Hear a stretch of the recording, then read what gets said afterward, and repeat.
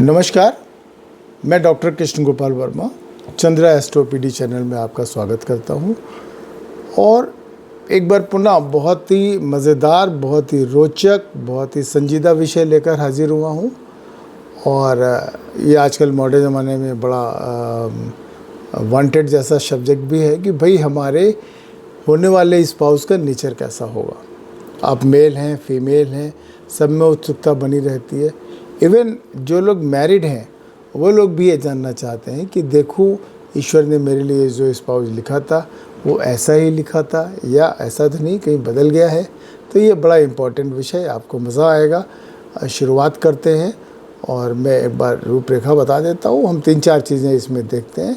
पहले तो हम ये देखते हैं कि किस तिथि को आपका जन्म हुआ है, क्योंकि तिथि डिसाइड करती है कि, और तिथि का लॉर्ड डिसाइड करता है कि आपका स्पाउस कैसा होगा, उसका नेचर कैसा होगा, और उसके बारे में तमाम चीज़ें तिथि ही बता देती है। तिथि जैसा कि आप जानते हैं कि प्रथमा तिथि से लेके पूर्णिमा और पूर्णिमा से लेके अमावस्या, इस तरह से 30 तिथियां होती हैं। और तिथियां सूर्य और चंद्रमा के बीच के डिस्टेंस को इंडिकेट करती हैं। तो हम देखते हैं कि तिथियों के लॉर्ड कौन है और उनकी पोजीशन क्या है कुंडली में। तो शुरू करते हैं। तो प्रथमा तिथि सूर्य देवता से शुरू होती है। जैसे सप्ताह के दिन होते हैं वैसे ही होता है। द्वितीय तिथि के लॉर्ड चंद्रमा हैं, तृतीय तिथि के लॉर्ड मंगल हैं, चतुर्थी तिथि के लॉर्ड बुध हैं, पंचमी तिथि के लॉर्ड देवगुरु बृहस्पति स्वयं है, षष्ठी तिथि के लॉर्ड शुक्र देवता हैं, सप्तमी तिथि के लॉर्ड शनि देवता हैं, अष्टमी तिथि के lord none other than Rahu देवता स्वयं है और स्वामी शिव जी हैं। और नौमी तिथि के लॉर्ड फिर से वैसे ही शुरू हो जाता है, सूर्य देवता हैं। दशमी तिथि के लॉर्ड चंद्र देवता हैं। एकादशी तिथि के लॉर्ड मंगल देवता हैं। द्वादशी तिथि के लॉर्ड बुध देवता हैं। त्रयोदशी तिथि के लॉर्ड बृहस्पति देवता हैं। चतुर्दशी तिथि के लॉर्ड शुक्र देवता हैं और पूर्णिमा के लॉर्ड चंद्र देवता हैं। अमावस्या के लॉर्ड शनि देवता। ये तिथियों का विवरण है। तो आप अपनी कुंडली ले लें, उसमें देखें किस तिथि को आपका जन्म हुआ है। सभी पंचांग में मिल जाता है। और उस तिथि से उसके लॉर्ड के स्वामी को देखें वो कुंडली में कहाँ बैठा हुआ है। अगर वो अफ्लिक्टेड है, अफ्लिक्टेड मतलब अगर उस पर कोई मेलेफिक इनपुट आ रहा है, कहीं से भी मेलेफिक कंजंक्शन हो रहा है, तो भाई थोड़ा सा शादी में स्पाउस का नेचर डगमगाएगा। दूसरी चीज़, जो दूसरा पैरामीटर है, वो हमें ये देखना होता है कि सप्तम भाव में कौन कौन से प्लेनेट बैठे हैं और उनका स्वामी कहाँ बैठा हुआ है। सप्तम भाव में अगर 2 या 2 से ज़्यादा मेलेफिक प्लेनेट बैठे हैं, मेलेफिक प्लेनेट से मेरा आशय शनि, मंगल, राहु और केतु से है। अगर 2 या 2 से ज़्यादा मेलेफिक प्लेनेट आपके 7वें घर में बैठ गए तो आप ये यकीन मानिए आपको अपनी ज़िंदगी किसी थानेदार के साथ गुजारनी पड़ेगी। थानेदार के नेचर के विषय में ज़्यादा नहीं बोलूँगा। तीसरे बिंदु में हम देखते हैं कि शुक्र की स्थिति कुंडली में क्या है, शुक्र कहाँ बैठा हुआ है। और अगेन हम यहाँ पर शुक्र को D1 चार्ट में भी, D9 चार्ट में भी देखते हैं, क्या इस पर कोई मेलेफिक इम्प्रेशन आ रहा है। तो ये भी आपके स्पाउस के नेचर को बताता है और यहीं से आपके भाग्य का पिटारा खुलने लगता है और आपको ये पता चलने लगता है कि ईश्वर ने कैसा नायाब हीरा आपके भाग्य में लिखा है। यकीन मानिए, हीरा जैसा भी है, 24 कैरेट का है या इससे ज़्यादा है, या मुझे पता नहीं हीरे कितने कैरेट के होते हैं या कम कैरेट का है, आपके भाग्य में यही है। साथ ही साथ अब हम जो सबसे इम्पॉर्टेंट चीज़ है वो ये देखने आएंगे कि आपके चार्ट में सबसे कम डिग्री का प्लेनेट कौन सा है। यहाँ से ध्यान से सुनिएगा। जैसे कि हमारे, आपको पता है 9 प्लेनेट होते हैं कुंडली में, 12 राशियाँ होती हैं और जो प्लेनेट का क्रम होता है वो केतु, शुक्र, सूर्य, चंद्रमा, मंगल, राहु, गुरु, शनि और बुध, ये 9 प्लेनेट होते हैं। और हम इनके क्रम में देखते हैं कि ये कहाँ बैठे हुए हैं। जैसे जिस सिचुएशन में ये प्लेनेट बैठे होंगे वैसे सिचुएशन में आपका ये आपके पति के, आपके स्पाउस के, आपके पत्नी के नेचर का पता लगना आपका शुरू हो जाएगा। मान लीजिए कि आपके सबसे कम डिग्री का प्लेनेट सूर्य है। सूर्य आपको पता है सूर्य राजा है, सूर्य पिता भी हैं, और Surya is the most egoistic planet ऐसा हम मानते हैं। सूर्य आज की तारीख में एक जीवित देवता भी हैं। तो सूर्य में हीट बहुत ज़्यादा है, सूर्य की हीट कोई बर्दाश्त नहीं कर सकता। तो ऐसा कहते हैं कि अगर आपका सबसे कम डिग्री का प्लेनेट सूर्य हो गया आपकी कुंडली में, तो आप समझ लें कि आपको किसी ऐसे इगोइस्टिक पर्सन को हैंडल करना पड़ेगा जिससे बात बात में टकराव होने की संभावना है। तो इसके लिए क्या करें कि शादी से पहले पार्टनर से बैठ के बातचीत करें। एक यहाँ ये भी कहा जाता है कि आप उससे ज़रा अपने पॉलिटिकल विचार मिलाइए। अगर पॉलिटिकल विचार मिलते हैं भाई साहब, और सूर्य आपका सबसे कम डिग्री का प्लेनेट है, तो भी आपकी शादी चल जाएगी। लेकिन अगर पॉलिटिकल विचार भी नहीं मिलते तो ध्यान रखें, कभी भी पति या पत्नी के आत्मसम्मान को ठेस ना पहुंचाएं, क्योंकि अगर आपने फिर भी ये जानते हुए कि सूर्य आपका सबसे कम डिग्री का प्लेनेट है और आपने शादी कर ली, तो आप समझ लीजिए कि आप वैवाहिक जीवन पर टाइम वेस्ट कर रहे हैं। आपको इसको बहुत ज़्यादा शादी को मैनेज करने की ज़रूरत पड़ेगी। अब दूसरा प्लेनेट लेते हैं बृहस्पति।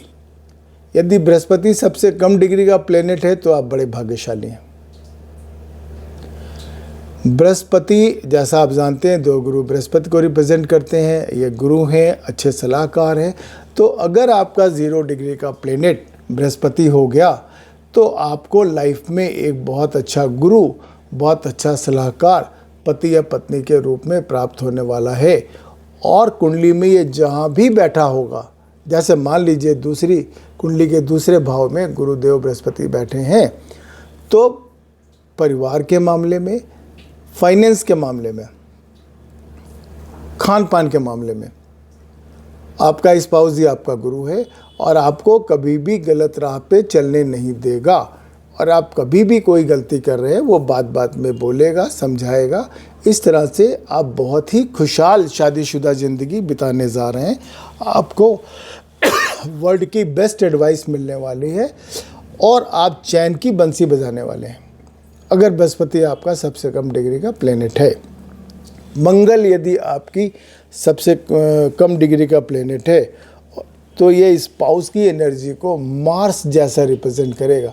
मार्स आपको जानते हैं, मार्स एग्रेशन का कारक है, मार्स एनर्जी का कारक है। तो आपको बहुत ही एग्रेसिव स्पाउस मिलने वाला है। ऐसा भी समझ सकते हो भाई कि आपको किसी थाने में ज़िंदगी गुजारने जैसा अनुभव होगा और आपका स्पाउस आपको बात बात में कंट्रोल करने की कोशिश करेगा। स्पाउस के साथ मिल बैठे, बातचीत करें, अपने मंगल को अच्छे से देखें, मंगल कुंडली में कहाँ बैठा हुआ है। अगर 7वें घर में बैठा है तो ये प्रेडिक्शन 100% सही है। वो आपको अपनी ज़िंदगी वैसे ही गुजारनी चाहिए, मंगल को देखना चाहिए, कंट्रोल करना चाहिए। उपायों पर हम बाद में भी चर्चा कर सकते हैं। शुक्र यदि सबसे कम डिग्री का प्लेनेट है तो आपके स्पाउस को अपने सेल्फ रिस्पेक्ट की बहुत चिंता होगी। आपका स्पाउस पैसे वाला होगा, बड़े जॉब में होगा, अमीर घर से होगा, गुड लुकिंग होगा, बहुत स्टाइलिश होगा, रॉयल होगा, लिगेसी वाला होगा।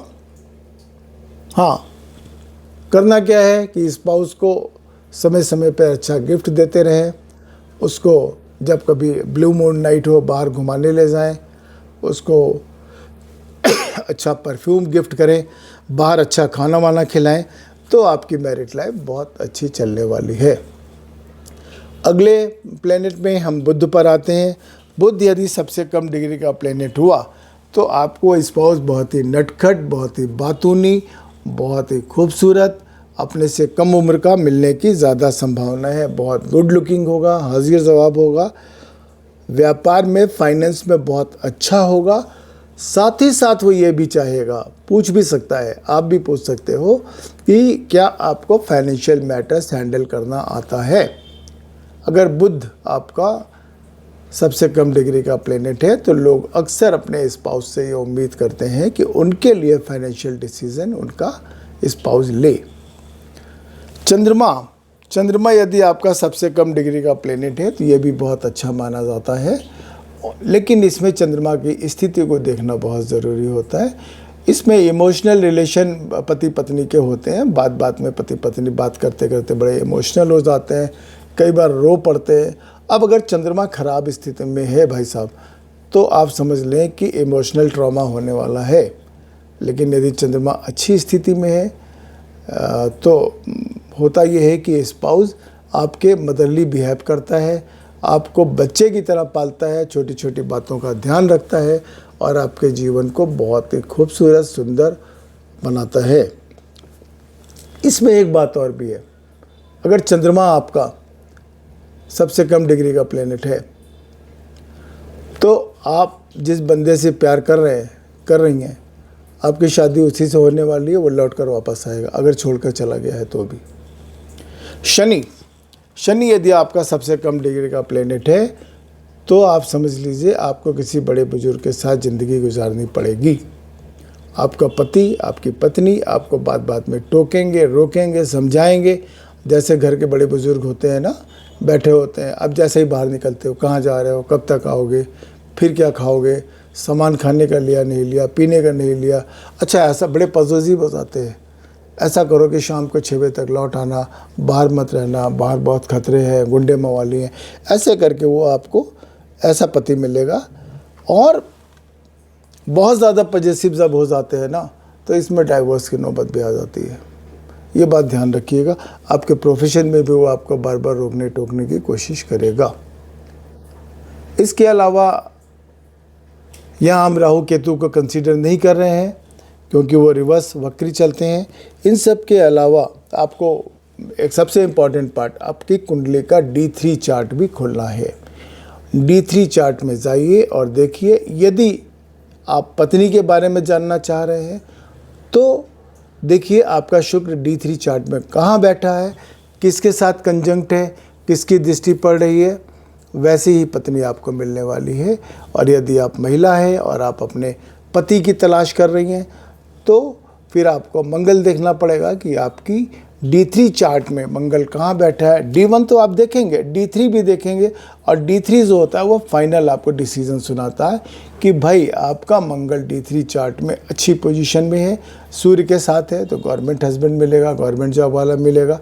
मरकरी के साथ है तो आपको एक व्यापारी मिल सकता है, शनि के साथ है तो जॉब वाला मिल सकता है। साथ ही साथ वो जिस हाउस में बैठा होगा आपका मंगल, महिलाओं के लिए या पुरुषों के लिए शुक्र जिस राशि में बैठा होगा, उनका नेचर वैसा होगा, उनका बैकग्राउंड वैसा होगा। तो ये सभी चीज़ें आप देखिएगा कि 100% सही बैठेंगी। इसके अलावा छोटी छोटी चीज़ों में, जैसे मैंने आपसे कहा कि आप अपने D1 चार्ट में शुक्र की पोजीशन को भी देखेंगे, उसका मेलेफिक या बेनिफिक एस्पेक्ट भी चेक कर लीजिए, 7वें ग्रह में बैठे हुए, 7वें भाव में बैठे हुए ग्रह, और ये D1 D9 में भी चेक कर लीजिए। यकीन मानिए जो मैंने आपको छोटे छोटे इनपुट्स दिए हैं, इनको देखिए, एनालाइज करिए, अपने चार्ट पे लगाइए, मुझे अपने फीडबैक दीजिए कि कितना आप इससे सहमत हैं। और जो लोग शादीशुदा हो चुके हैं, मैं फिर एक बार कहूँगा, वो भी ज़रूर मिलाएं और बताएं कि जो मैंने कहा वो उनके जीवन में कितना सच है। धन्यवाद, नमस्कार, मेरी बहुत बहुत शुभकामनाएँ आपको।